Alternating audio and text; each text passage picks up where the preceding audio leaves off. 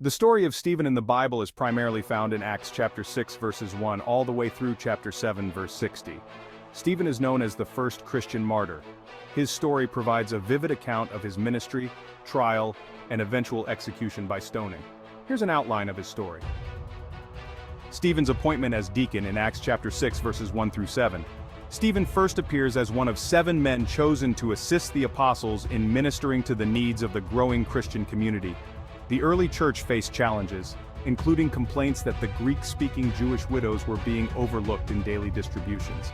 The apostles selected Stephen and 6 others to handle these tasks, allowing the apostles to focus on prayer and ministry of the word. Acts chapter 6 verses 3 through 5. Stephen is described as a man full of faith and of the Holy Spirit. Acts chapter 6 verse 6. He and the other 6 were commissioned through prayer and laying on of hands. Stephen's ministry and opposition. Acts chapter 6 verses 8 through 15. Stephen became a prominent figure in the early church, performing great wonders and signs among the people. Acts chapter 6 verse 8. His wisdom and spirit were so strong that members of a local synagogue could not refute him, leading to their hostility. Acts chapter 6 verses 9 through 10. Stephen's teaching provokes opposition from the synagogue of the freedmen. Unable to defeat him in debate, they falsely accuse him. Acts chapter 6 verses 11 through 14. Stephen is accused of blasphemy against Moses, God, the temple, and the law. These accusers stir up the people and religious leaders, leading to his arrest.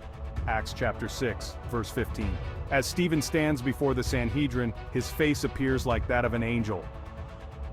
Stephen's defense before the Sanhedrin. Acts chapter 7 verse 1 through 53.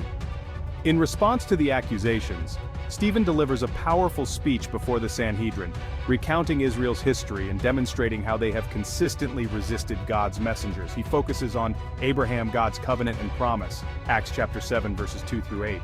Joseph, God's providence through Israel's time in Egypt. Acts chapter 7 verses 9 through 16. Moses, deliverance from Egypt and giving of the law. Acts chapter 7 verses 17 through 43. The temple, a reminder that God does not dwell in human-made temples. Acts chapter 7 verses 44 through 50. Stephen concludes by accusing the religious leaders of betraying and murdering the righteous one, Jesus, just as their ancestors had persecuted the prophets.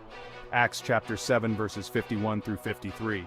Stephen boldly accuses the Sanhedrin of being stiff-necked, resisting the Holy Spirit, and failing to obey the law they claim to uphold. Stephen's martyrdom. Acts chapter 7 verses 54 through 60. Stephen's accusations enraged the Sanhedrin. As they prepared to act, Stephen had a vision of heaven. Acts chapter 7 verses 55 and 56. Stephen, filled with the Holy Spirit, sees the glory of God and Jesus standing at the right hand of God. He proclaims his vision, which further enrages the crowd. Acts chapter 7 verses 57 and 58. The crowd drags Stephen out of the city and begins to stone him. Saul, later known as Paul, is present and witnesses Stephen's death, giving approval to his execution. Acts chapter 7 verses 59 and 60.